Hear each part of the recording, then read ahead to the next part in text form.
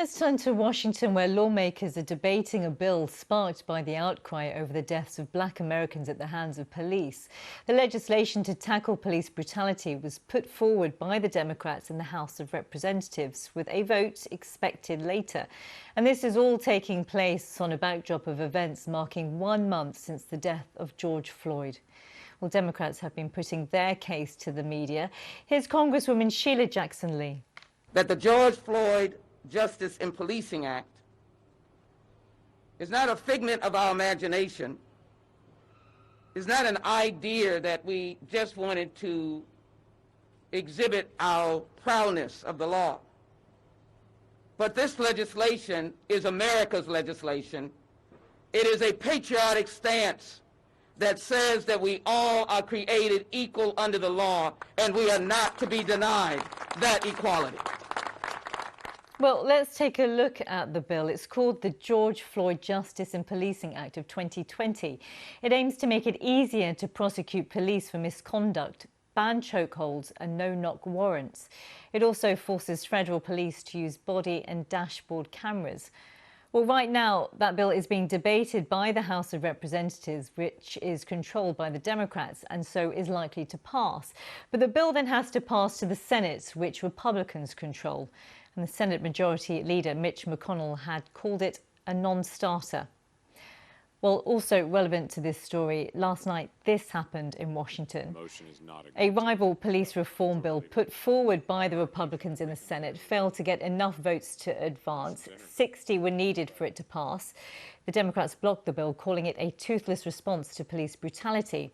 Well, Republicans were quick to hit back. Mitch McConnell again tweeted, "Democrats just blocked the Senate from even considering police reform. This issue deserved better than more do-nothing Democratic theatrics."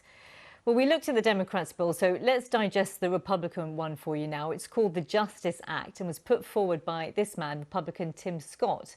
And the key points are this: improving data collection about police use of force. It compels state and local police to document misconduct, and it discourages and incentivizes even chokeholds.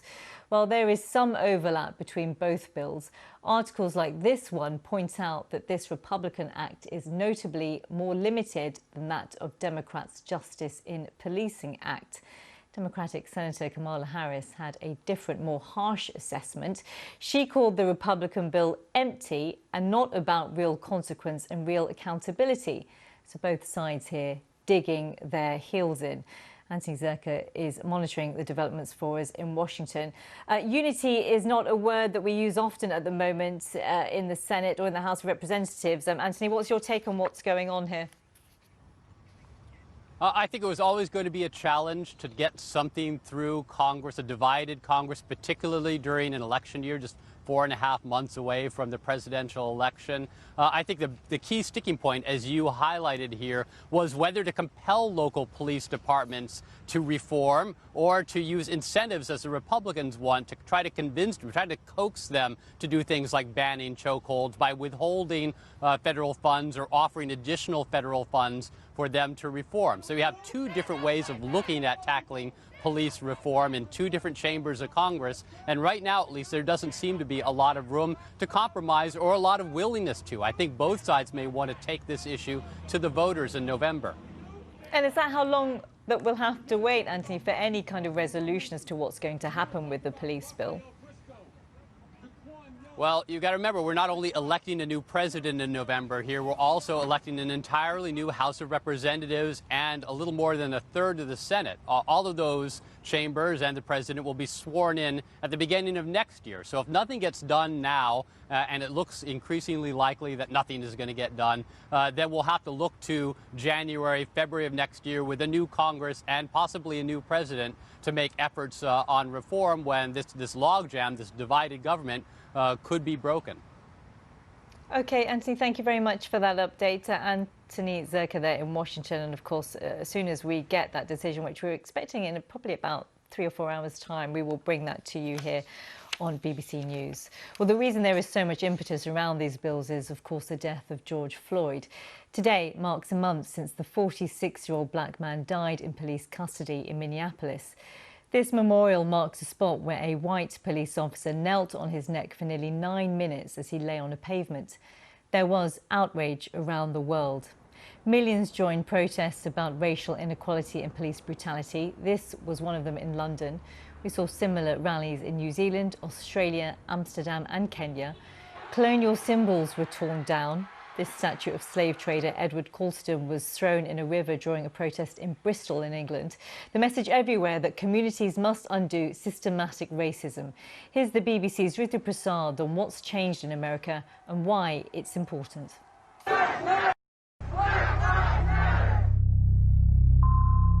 Former Minneapolis police officer Derek Chauvin has been charged by the Hennepin County Attorney's Office with murder and with manslaughter.